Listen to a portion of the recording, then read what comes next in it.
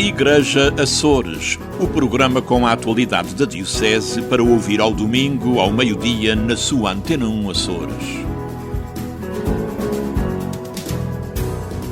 Olá, estamos de volta ao Igreja Açores, o programa da Diocese de Angra, que chega a si semanalmente. Hoje o nosso convidado é o jovem ouvidor de Angra do Heroísmo, o Padre Jacob Vasconcelos. Fique na nossa companhia. O Dia Mundial da Juventude será celebrado a 26 de novembro na paróquia de São Brás, na Ilha Terceira.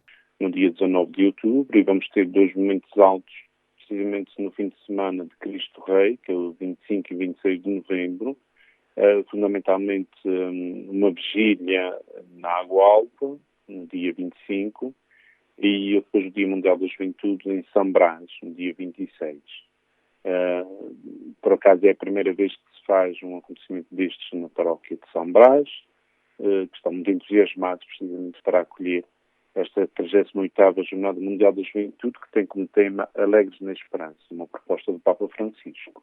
Uma Eucaristia que será transmitida, depois um almoço partilhado, um momento também para um paddy paper, depois teremos um momento em que vão responder a questões lançadas pelo Sr. Bispo acerca da Igreja que querem ser, do compromisso que querem fazer com a Igreja, e no final da tarde será afrontada uma árvore, um cedro, que tem acompanhado os grupos na sua preparação. Eles vão passando de uns para os outros até chegar ao dia 25 de novembro.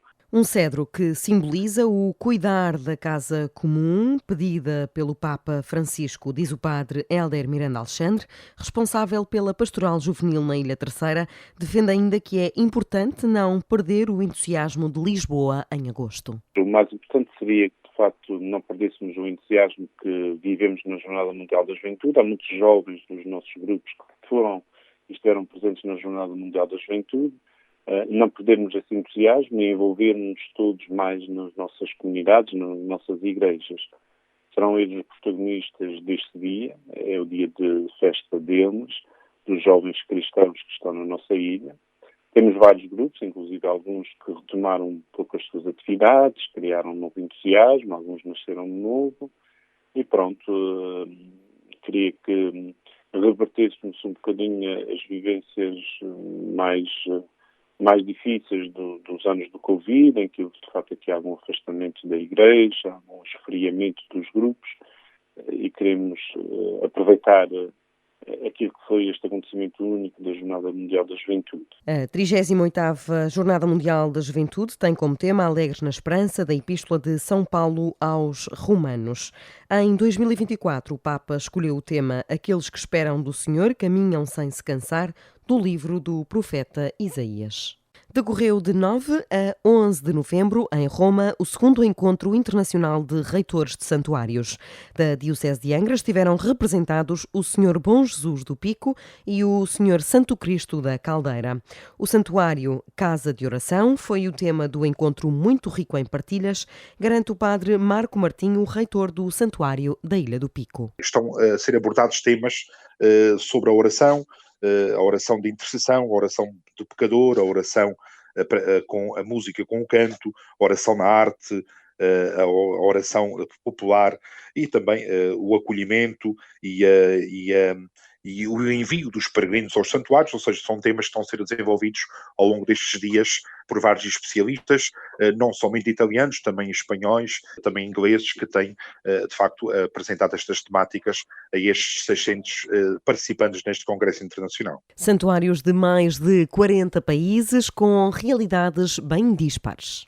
Nós vemos em ilhas com poucos habitantes. Quando ouvimos, por exemplo, o reitor do Santuário de Lourdes falar, quando ouvimos, neste caso, santuários das Filipinas, ou do Brasil, ou do México, ou da Argentina, com populações de milhões de pessoas, de facto, são dinâmicas muito diferentes. Mas mesmo devido à nossa dimensão tão pequeninos, não deixamos também de celebrar a fé. E é isso que, de facto, que nos une, a mesma fé no Senhor Jesus Cristo. Ainda hoje refletíamos sobre isso. O credo é o mesmo, e é a comunhão dos santos no seio da Trindade que celebramos em cada credo, em cada santuário, em cada canto do mundo. Colaborador do Santuário do Senhor Santo Cristo da Caldeira, o padre Dinis Silveira diz que, à semelhança do Santuário Jorgense, pelo mundo inteiro há santuários onde a oração e a natureza exuberante se fundem. Pode ser só uma capela de uma catedral ou de uma basílica, mas também pode ser todo um monte. Vimos aqui na Itália, por exemplo, 5 ou 6 montes, 5 ou 6 montanhas, toda a montanha é um santuário. E o da Caldeira, portanto, naquilo que é específico da nossa diocese, efetivamente tem particularidades que são únicas. É o facto de não ter acesso de carro. Para lá chegar é preciso percorrer alguns quilómetros, seja pelo caminho da Serra, ou então seja da Fajã dos Cubros até à Caldeira, o que já de si é uma riqueza, porque permite que a pessoa, no caminho que faz, aquele caminho já se torna-se parte da peregrinação. Portanto, ali nós fazemos uma experiência de Deus, já fazemos uma experiência de oração, o que depois leva até ao santuário. No encontro foi abordada também a cultura e as artes ao serviço dos santuários. A dinâmica da oração, portanto, quando se vai a um santuário, sobretudo, vai-se como alguém que vai para pedir, portanto, a oração de intercessão. Depois, a partir daí, uma série de coisas, uma série de temas, de temáticas à volta desta realidade. Ainda hoje há a preleção da manhã, feita por um dominicano irlandês, que aborda a oração do penitente. Fez uma preleção absolutamente extraordinária. Monsenhor Marco Freisine, a música ao serviço da oração nos santuários, a arte, a piedade popular, etc. Portanto, hoje, já começando ontem naturalmente, mas hoje foi um dia realmente bastante rico. O encontro rumo ao Jubileu de 2025 terminou com uma audiência com o Papa Francisco, que dirigiu uma palavra aos congressistas e encerrou os trabalhos. Decorreu este sábado, 11 de novembro, a iniciativa A Caminho da Paz, uma iniciativa promovida pela Ouvidoria de Vila Franca, integrada na festa anual de Nossa Senhora da Paz e que pretende sensibilizar para este caminho, que não é uma coisa pacífica, diz o padre José Borges, ouvidor de Vila Franca. Reconhecer que nós precisamos que a paz se instaure no nosso coração, e porque a paz é isso, em primeiro lugar, uma reconciliação com as nossas fragilidades, com as nossas chagas, com as nossas feridas, com as nossas dores. Também a paz é uma misericórdia para com o outro, para compadecer-se da situação que o outro vive, e também a paz é este movimento. A paz não é uma coisa pacífica, embora a paz seja a ciência de que nos faz pacificar ou até mesmo nos sintonizar com Deus, com a paciência, com esta presença, com esta força divina, começa nos pés. Portanto, a paz começa nos pés, que atinge as mãos e vai direto ao coração, porque nós colocamos em caminhada, mas para rezar. E nós, ao rezar, estamos a sintonizar com aqueles que estão em sofrimento, com a violência que nós estamos todos a viver. E, portanto, vamos pedir à mãe do Príncipe da Paz que nos ajude a perceber qual é o caminho melhor para a paz. Portanto, a paz é o caminho, e o caminho é a paz. Uma iniciativa que teve 2 momentos na chegada ao destino. Um de convívio com os mais novos, onde os escuteiros vão promover jogos que percebam que as regras fazem-nos educar, fazem-nos respeitar, fazem-nos companheiros da mesma caminhada, e também, dentro do santuário, o terço pela paz, promovido pelos 5 paróquias de ouvidoria, e aplicar exatamente por este dom de Deus e por esta tarefa de cada ser humano. A paz como caminho e uma resposta ao apelo do Papa Francisco de oração, numa caminhada de convívio e reflexão que teve concentração na Igreja de São Miguel Arcanjo, passou pela Rua da Paz e subiu a escadaria monumental.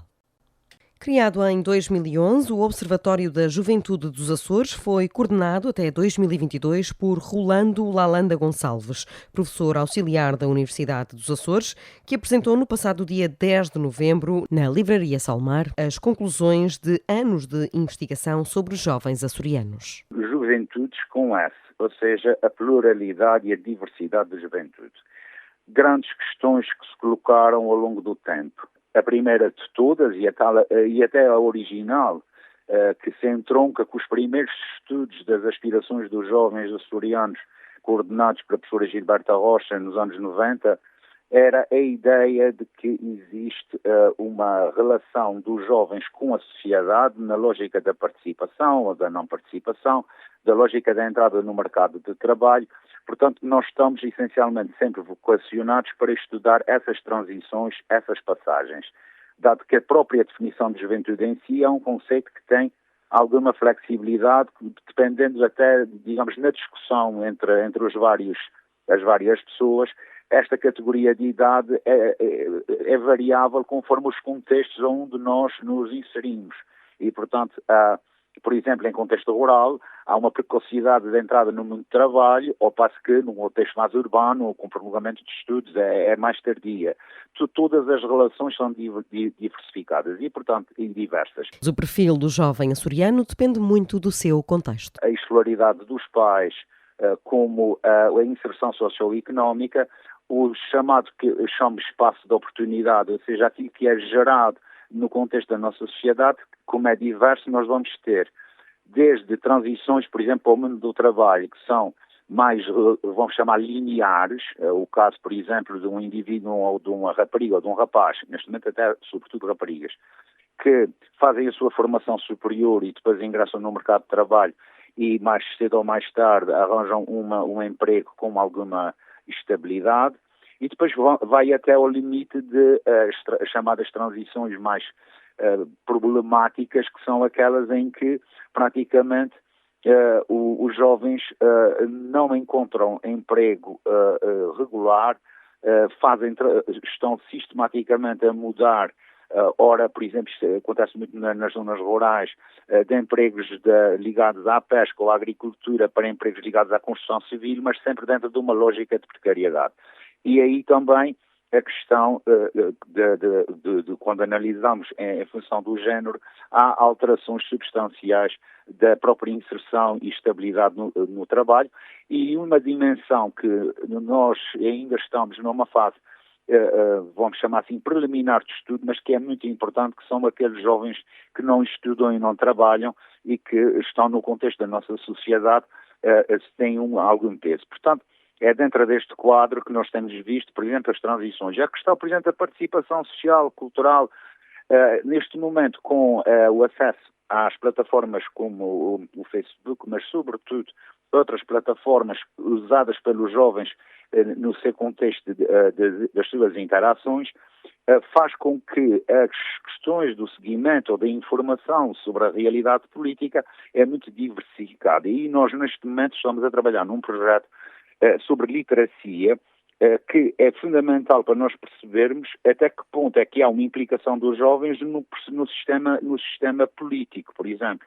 Ou então, que níveis de participação, num estudo que eu fiz, apontava cerca na participação, por exemplo, através das plataformas, os jovens afirmam mais ou menos na casa dos 10%, que fazem a atividade, a participação em petições, em outros tipos de atividade, digamos, de caráter mais político ou cultural. Os jovens açorianos à luz do Observatório foi o tema da palestra, que é a conclusão de mais de 10 anos de investigação e 3 obras publicadas.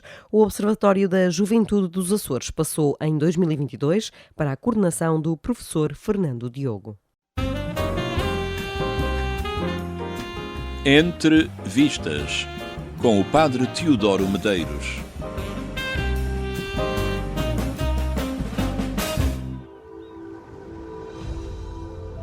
A Sabedoria do Povo é um documentário de 2020. Nele, Greg Foster, um cineasta que atravessava um período de depressão, começou a mergulhar todos os dias nas águas frias da África do Sul. No início, ele procurava apenas libertar-se do peso da existência, retomar o contato com a natureza. E foi isso que foi acontecendo, até que em certo momento ele se depara com um polvo, ficando fascinado pela descoberta. Os dias vão passando e os dois protagonistas vão se aproximando cada vez mais, até que este polvo fêmea perde o medo e assim, pode-se dizer, nasce uma amizade muito pouco comum. Durante quase um ano, partilharão momentos variados de coexistência que irão desde os ataques de tubarões até o período final da vida deste polvo feminino. Ela gasta as suas energias finais a pôr milhares de ovos que asseguram a continuidade da espécie. A Sabedoria do Polvo está disponível na plataforma Netflix. É um filme emocionante, registando momentos de ternura inconcebível entre duas espécies tão diferentes. Pode ser visto como uma homenagem à vida e à sua beleza, ou homenagem à resiliência necessária para sobreviver. O importante mesmo é que seja visto. Bom visionamento, boa semana e um santo domingo para todos.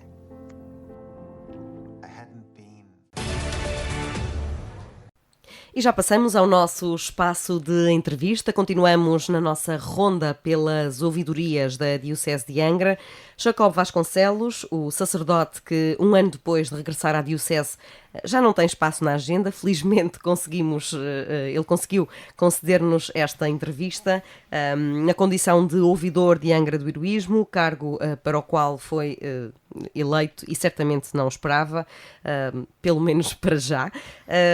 2 paróquias, o serviço de evangelização, catequese e missões e ainda aulas faz parte do corpo docente do Seminário Episcopal de Angra. Já vamos falar sobre a sua nova condição de ouvidor, mas antes vamos a um breve balanço sobre este arranque de ano pastoral na catequese, aliás, com foco na formação de catequistas. Como é que decorreu este encontro nacional? Bom dia, antes de mais. Bom dia, antes de mais também. Obrigado por esta oportunidade para estarmos aqui a conversar e a partilhar um pouco daquilo que é as vivências pastorais, que são as vivências pastorais a partir da minha perspectiva também de vida e das missões que me estão confiadas. O arranque foi positivo porque primeiro tivemos uma excelente participação da nossa diocese, 181 catequistas, é muita gente, tendo em conta toda a logística que implica para os nossos catequistas, a ida, tudo o que implica tirar dias às vezes de férias ou sacrificar o trabalho, a família. Não é tão fácil, por exemplo, para nós, como é para um catequista que vive na Diocese de Lisboa, de Leiria Fátima, deslocar-se às jornadas, portanto só a carga humana, digamos assim, que implica é muito maior. Portanto, só isso penso que é de sublinhar este esforço que as pessoas fazem, este entusiasmo que colocam no Encontro Nacional, nas jornadas de catequistas. Foram muito boas, abriram muitas perspectivas, sobretudo em relação ao novo itinerário, que já foi aprovado pela Conferência Episcopal, e os catecismos agora daquilo que nós chamamos o 7º ou 10º catecismo, que estão agora a ser reformulados e refeitos, podemos dizer, feitos mesmo de novo, embora não se faz tábua rasa de tudo o que existe, mas a verdade é que são materiais totalmente novos.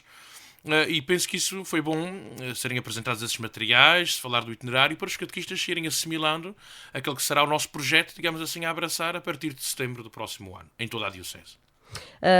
Esta participação de catequistas depois de anos de pandemia, em que todos sabemos que a catequese foi um dos serviços grandemente afetados, o que é que isto poderá significar? O que é que isto nos traz? Traz-nos uma nova esperança, que afinal as coisas não estão assim tão adormecidas como pareciam. Aliás, eu noto uma certa sede da parte dos catequistas de formação, de encontro, e isso mostra um sol radioso para além das nuvens, não é? Portanto, temos assim um tempo nublado, podemos assim dizer, durante estes anos de pandemia, que prejudicaram, como dizias e bem, a catequese, muito mesmo. Eu tinha um certo receio agora quando retomei o trabalho no serviço, porque agora verdadeiramente vamos nos sentindo cada vez mais num clima pós-pandémico, e tinha um certo receio porque vi muitas realidades na igreja, sabe Deus se também não há algum sinal para se ver, algum sinal dos tempos, mas algumas realidades que definharam muito com a pandemia. E a catequese era uma das áreas que não pode definhar, aliás, tem de estar viva e ativa. Não pode, não é opcional, digamos assim, fazer catequese ou não fazer. Não é opcional, é fundamental para a vida da Igreja. E, portanto, tinha um certo receio que houvesse uma dificuldade no arranque, mas para já, pelo menos as perspectivas parecem boas, embora estejamos a arrancar o ano a nível de planificação e de formação, para além das jornadas que já aconteceram. E alunos, já percebemos que em termos de catequistas temos sangue novo também, em termos de alunos a frequentar as catequeses nas paróquias. Eu posso falar da percepção que tenho das minhas comunidades e das comunidades que conheço melhor. Há um decréscimo a partir de uma certa altura, embora nas paróquias que me estão confiadas não é significativo, normalmente à volta da profissão de fé. Mas há catequistas e párocos que já se queixam desse decréscimo após a primeira comunhão. Falta fazer aquilo que eu tinha intenção de fazer quando a pandemia apareceu, assim, de surpresa, que era um dos pontos que eu tinha na agenda para aquele ano. Entretanto, depois fui estudar para Roma, etc. E isso ficou, digamos assim, engavetado. Essa ideia, mas não está engavetada de vez na minha cabeça. Uma ideia que eu ainda tenho, não sei quando é que será possível, tendo em conta a multiplicidade de serviços que tenho a meu cargo, mas eu tenho sempre aquela ideia de fazer uma espécie de recenseamento para perceber, a nível de catequese, a taxa de desistência, quais são as idades em que mais se desiste, porque de facto nota-se que há alguma desistência. Agora, a nível de catequistas, é curioso ver que o corpo vai se renovando. Temos uma boa média, temos catequistas veteranos, como eu costumo dizer, aqueles que já estão há muito tempo e que são valentes, são perseverantes e têm muito mérito, mas também temos sangue novo que vai aparecendo. Há paróquias que têm alguma dificuldade, sim, mas eu vejo, lá está, vejo isto muito polarizado. Eu vejo paróquias com alguma dificuldade em recrutar catequistas e com dificuldade em arrancar o ano catequético por causa disso. Em algumas ilhas isto é significativo, em algumas paróquias, mas também vejo paróquias que têm muita facilidade e que até têm catequistas em excesso. Se bem que nunca são em excesso, não é? Mas em excesso no sentido em que conseguem preencher todos os grupos e às vezes até colocar catequistas a mais, o que é bom. Faz também parte da equipa formativa do Seminário Episcopal de Angra. Como é que vê o momento atual da instituição que, aliás, no seu tempo tinha bastantes mais alunos? Pois, para quem viveu os tempos que eu vivi e aqueles que estudaram antes de mim ainda mais... E o seu tempo não foi assim há tanto, Exatamente, o meu tempo que não foi assim há tanto. Fui ordenado há 6 anos atrás. Pois, humanamente, eu não vou mentir, há um sentimento de preocupação, eu não vou dizer que não, seria, por muita fé que nós tenhamos, não é? Eu não vou mentir, humanamente, da minha parte, há um sentimento de preocupação. Mas, por outro lado, também vejo isto como um desafio a recriar o seminário, como está a acontecer, a recriar a pastoral vocacional, a recriar a nossa forma de trabalhar, ou seja, vejo as coisas numa dupla perspectiva. Por um lado com apreensão e preocupação, mas também como um grande desafio, e que pode ser, e se não é que é certo mesmo que seja, um sinal, eu tenho como um sinal também que o Espírito nos está a dar, talvez para reformular muitas das nossas práticas, dos nossos costumes, dos nossos hábitos. Agora, o grande problema que eu vejo é que nós já percebemos que o modelo que temos não é o melhor, falta-nos descobrir qual é o melhor modelo. Mas isso é um desafio que é assim... Quando estava a estudar Teologia Pastoral em Roma, havia que isto era um desafio transversal a todo o mundo. Não é uma questão dos Açores nem de Portugal. A questão do modelo de seminário, do modelo de pastoral vocacional que temos e que queremos ter, é algo que está a preocupar toda a Igreja e que é um desafio. Temos algumas zonas, alguns continentes no mundo com muitas vocações, mas o desafio que estamos a enfrentar em Portugal também há muitas paragens a enfrentá-lo. E que se colocam muitas questões que são aquelas que nós colocamos, que se colocam também com este problema. Portanto, vejo por um lado com preocupação, mas também com um desafio. Agora sim, a sua eleição para ouvidor de Angra do Heroísmo pelos seus colegas párocos da cidade de Angra do Heroísmo, uma das maiores e também é que se pode considerar o coração da diocese, digamos assim, com muitos serviços sediados, também a Sé Catedral, também o seminário. Como é que acolheu esta nomeação e como é que assume esta missão? Olha, devo dizer com muita transparência, com muita honestidade, com grande surpresa, porque, como tenho dito a alguns colegas com quem partilho assim, mais estas questões, eu saí de casa completamente tranquilo para a reunião. Levava o meu voto encaixado em quem é que ia votar, já tinha as coisas orientadas, já tinha comentado com alguns colegas de confiança que partilhavam ia chegar lá e sair, voto, não é? ia chegar e sair tranquilamente. O único cargo que eu tinha receio de me cair às costas, porque às vezes cai nos mais novos, é o cargo de secretário. Isso confesso que tinha pensado e disse, ainda me vai cair talvez o cargo de secretário.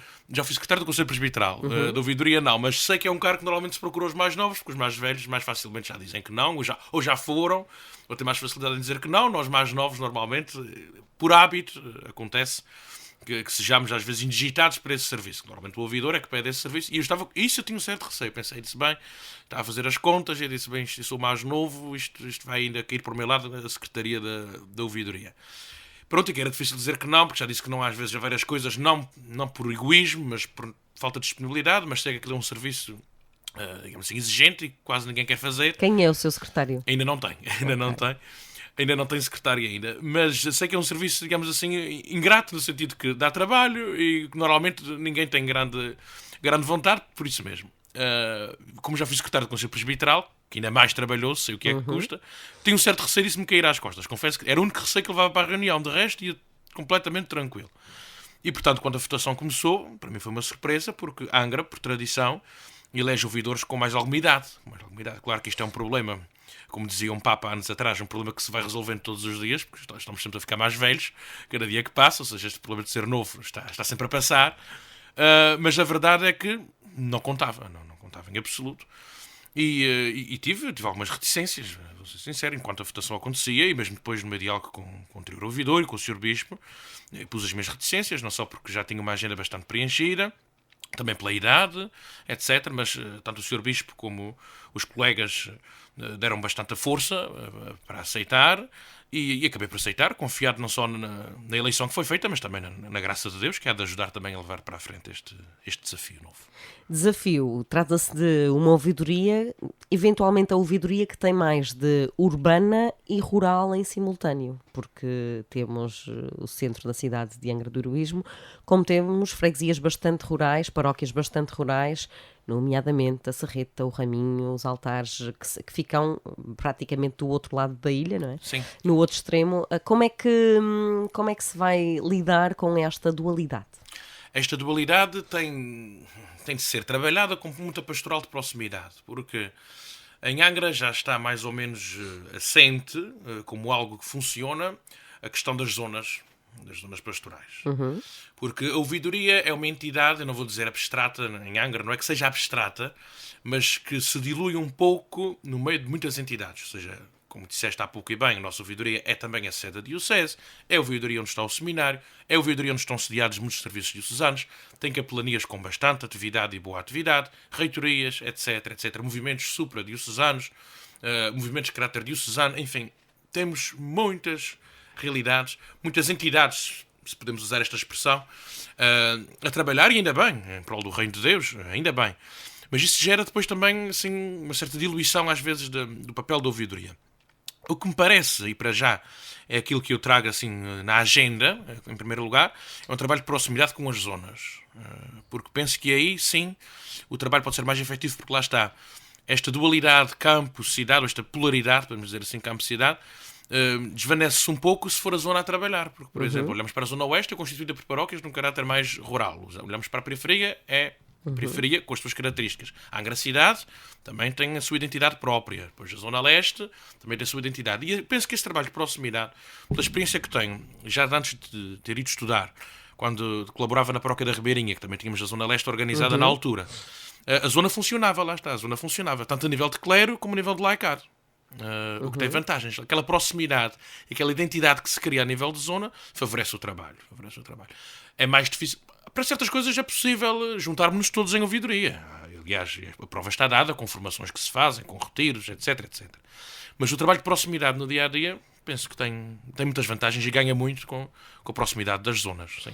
Qual é a realidade atual da ouvidoria e quais são os principais desafios imediatos? Os desafios imediatos para já, olha, prende-se com aquilo que estava a dizer, com o acompanhamento das zonas. Para mim, é uma das prioridades que eu trago, é essa. É o acompanhamento das zonas, nomeadamente dos párocos. Há zonas que ainda não elegeram os seus coordenadores, portanto, isto houve toda uma reorganização. Há zonas que já têm coordenadores, outras não. Eu estou a deixar que este tempo primeiro aconteça com naturalidade, também sem pressas. Deixar que cada zona se organize a si mesma. E depois de se organizar, lá está, porque cada zona tem alguma autonomia, nesse nível. Depois, então, faço questão de ir às zonas e estar com os colegas, mas também são depois... 3 zonas? Mas aqui há um indefinido ainda aqui, há um indefinido. Há zonas que estão já claramente definidas, a zona da cidade, a leste e a oeste. A zona da periferia está em fase de maturação, porque é uma zona que foi reestruturada este ano. Ainda vamos ver qual é a solução. Não posso adiantar porque a solução ainda não está totalmente, digamos assim, consignada ainda. por escrito. Portanto, veremos ainda como é que as coisas se vão depois materializar. Mas 3, 4 zonas. E, portanto, o primeiro desafio é este, é acompanhar as zonas pastorais e depois com elas, lá está, a partir das zonas, coordenar a pastoral da ouvidoria. Eu penso que será o segredo, que é ver as atividades que vão portando nas zonas, os desafios, as necessidades, acompanhar os colegas sacerdotes, e também os diáconos, porque essa é uma das missões do ouvidor, não é? O facto de ser ouvido, não é? O facto de ser o ouvido do bispo, a nossa expressão ouvidor é muito feliz nesse sentido, é precisamente para acompanhar, para ouvir, para escutar, para estar próximo dos colegas e das suas necessidades. Portanto, isso far-se-á a partir das zonas, lá está, com cada um individualmente, mas também com os colegas da zona em comum e, sobretudo, com os coordenadores. Pois há aquele trabalho que se faz, que Angra já tem e que eu faço questão de continuar, que é o trabalho que o ouvidor faz com os coordenadores das zonas, e a partir daí veremos quais são as necessidades e os desafios, lá está, a partir de baixo, ou seja, a partir daquilo que são as necessidades de cada local. Eu prefiro ouvir primeiro, escutar e perceber quais são as necessidades do que impor já um plano de cima para baixo. Aliás, normalmente esses planos não funcionam muito bem. Funcionam muito melhor se nós escutarmos primeiro as necessidades, percebermos o que é preciso fazer e, portanto, este primeiro tempo é sobretudo para a escuta e para o acompanhamento e para a presença. Depois os desafios vão sendo enfrentados de acordo com a oportunidade e o tempo. Temos um padre Jacob que, depois de ordenado, tinha imensos serviços já, mas sempre foi secretário do bispo, esteve a acompanhar numa das paróquias, já tinha um serviço da catequese, mas depois vai para Roma, faz este reset, digamos assim, e entretanto chega e é atirado para a piscina dos grandes. Como é que foi vestir subitamente este fato de nadador na piscina dos grandes? Este fato foi exigente, e está a ser exigente, não foi, ainda está a ser. Pronto, duas paróquias? O primeiro, sim, eu tive uma vantagem no meio disto tudo, que foi o facto das coisas irem aparecendo paulatinamente. Portanto, a primeira paróquia foi logo o grande desafio. Pronto, eu tinha trabalhado na Ribeirinha, mas era colaborador, é muito diferente ter a responsabilidade de pároco. Foi a primeira vez, foi agora com Santa Bárbara. Pronto, apareceu Santa Bárbara e as aulas de seminário.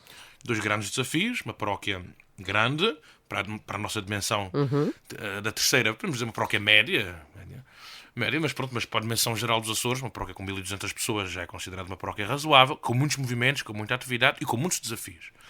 Pronto, houve o grau de entusiasmo inicial, que é normal, mas depois também vamos assentando e percebendo o que é preciso fazer, por onde é que se deve apostar. Esse fato, naturalmente, foi difícil de vestir, mas como eu sempre quis ser pároco, pronto, misturou-se o receio e os medos normais de quem assume esta missão pela primeira vez, mas também com a alegria e o entusiasmo. Portanto, isso ajudou a vestir o fato. Também a alegria, o entusiasmo, o gosto por ser pároco, ajudou a vestir. O que se tornou agora mais difícil de reajustar foram estes últimos fatos, digamos assim, ou seja, depois foi aparecendo outras coisas, quer dizer, as aulas de seminário foram desafiadoras, sim, mas como eu vinha de ambiente letivo, embora estava noutra posição, a verdade é essa, em Roma estava na posição de aluno e depois num instante passo para a posição de professor. Foi desafiador, mas como trazia, digamos assim, alguma embalagem, passa a expressão, pelo facto de estar muito habituado a estar nos últimos anos no meio de livros e de ambiente académico, etc., facilitou um bocadinho, embora tenha sido desafiador, porque tive de lecionar um curso que nunca tinha lecionado, preparar o programa, etc. Mas o facto de estar em ambiente letivo, pronto, foi desafiador, foi exigente, sentia o peso da responsabilidade, mas superou-se, pois lá está, com os tempos tudo se orienta. Depois vestir os últimos fatos, um bocadinho mais difícil, porque obrigou-me a reajustar a agenda, sobretudo com o aparecimento da segunda paróquia. É muito diferente, eu digo isto sempre, e os meus paroquianos sabem, eu nunca lhes escondi, eu digo sempre, é muito diferente ser pároco de uma paróquia ou de duas. É muito diferente, porque um pároco quando tem uma, daquela dedicação mais focada, e depois, pronto, eu costumo dizer isto, eu comparo, as pessoas riem-se, porque às vezes digo, olha, isto é como quando um pai nasce a segunda filha, ou o segundo filho, tem depois de dividir atenções pelos dois. E quando me nasceu, digamos assim, a paróquia das 5 Ribeiras, eu tive, acho que um sentimento que um pai e uma mãe têm um bocadinho quando nasce o segundo filho. Tem de cuidar dos dois, os dois merecem cuidado, os dois merecem atenção, mas tem de ser repartida, tem de ser dividida.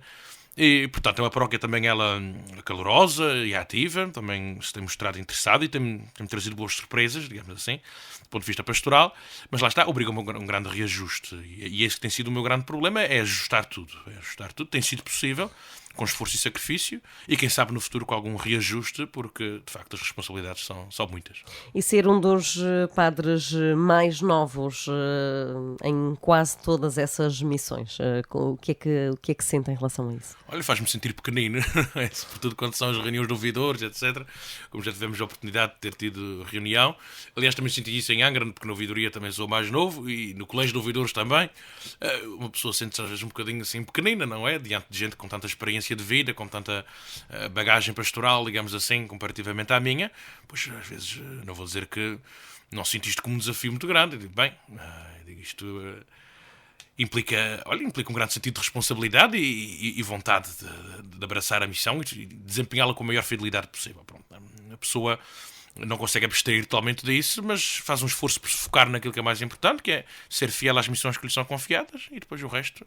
E agora o desafio vai ser conseguir arranjar um secretário, papel que achava o Jacob que era para si. Bem, pois agora veremos, lá está. Quando tivermos reunião de ouvidoria, veremos de ver esta questão, como é que vai estar resolvida, mas devemos de arranjar, porque nunca faltou, não há de ser agora que há de faltar. O que é que gostaria de dizer aos angrenses, a todos a todos aqueles que vivem na ouvidoria de Angra do Heroísmo?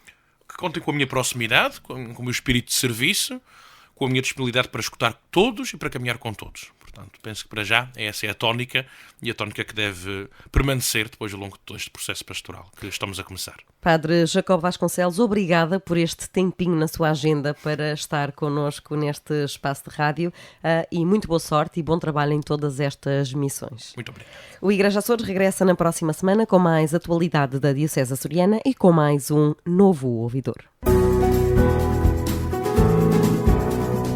Igreja Açores, o programa com a atualidade da Diocese para ouvir ao domingo, ao meio-dia, na sua Antena 1 Açores.